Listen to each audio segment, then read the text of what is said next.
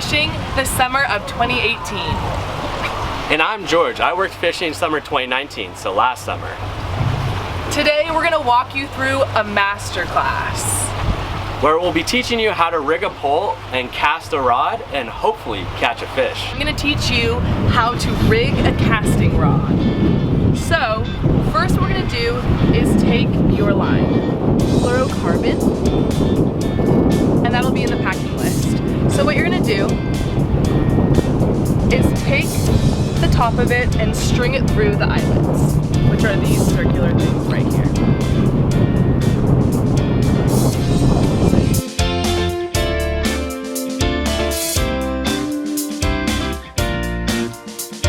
Once we get the line down to the reel, what you're gonna do is, I know it's hard to see, so the concept is to be able to knot this onto this reel here.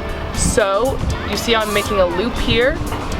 You're going to make this loop and you have this extra string, but make it big enough so it can go over your reel.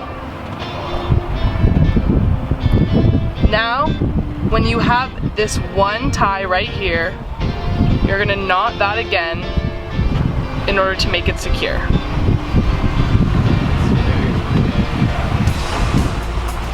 So you're gonna tie that to make it secure. Sometimes I tie it a few times just to make sure.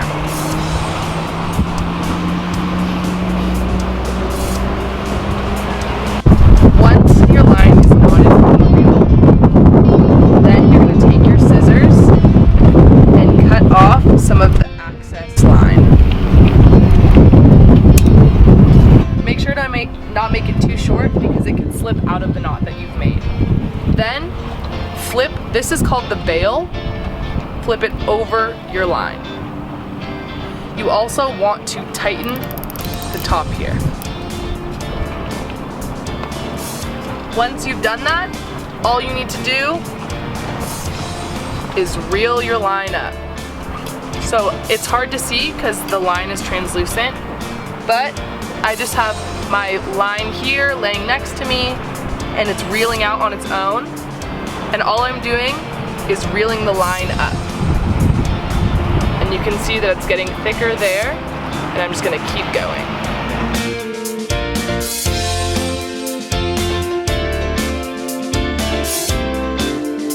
Next, when I've put the line and reeled it all the way on here as much as I want, I'm going to take my line that's moving off on the opposite end, cut it. Doesn't matter the length because I can always reel it up more. But then I'm gonna put on one of these hooks. Make sure to be extremely careful with the hooks. As you can see, they're extremely sharp.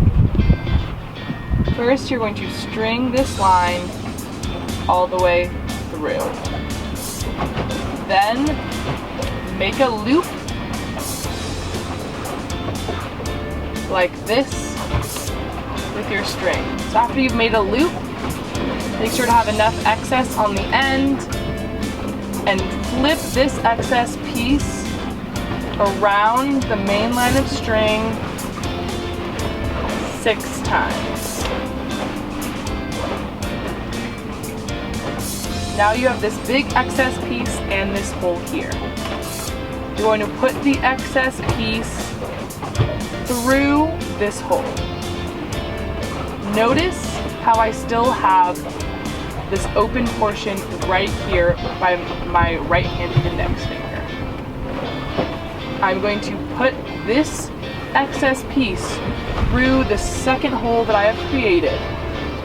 Now that I have it like this, it looks a little jumbled, but I'm going to loosely pull it until it gets all the way down to the end because we don't want any extra loops. I'm going to tie it really tight and then pull it upwards. Make sure that it's on the top, and you pull it tight. And now you can see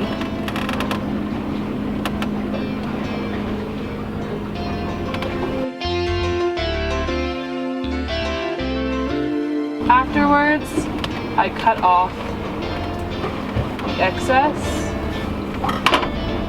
and make sure I can still pull it and the knot isn't undone. In addition to hooks, you can use this, which is called a Rapala, and it also catches bass. You're gonna do the same knot that you did for the hook on this Rapala. You're first going to string the line through the hole on the Rapala. And then you're going to make a wide loop with a lot of excess line, like the other fisherman's knot that we did. And then you wrap that excess around the main line 6 times. You then thread it through the main loop and thread it through the other loop that you have created.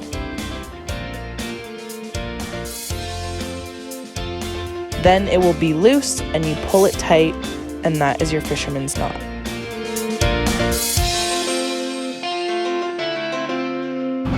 How's it going, guys? Counselor George here. So I'm going to show you guys how to put the worm on the hook as well as casting. So what we're going to do here is I'm going to take the tip of the hook and see I have a Senko worm, artificial. I mean, if you guys want to use real worms, you can. I'm going to insert the hook right here.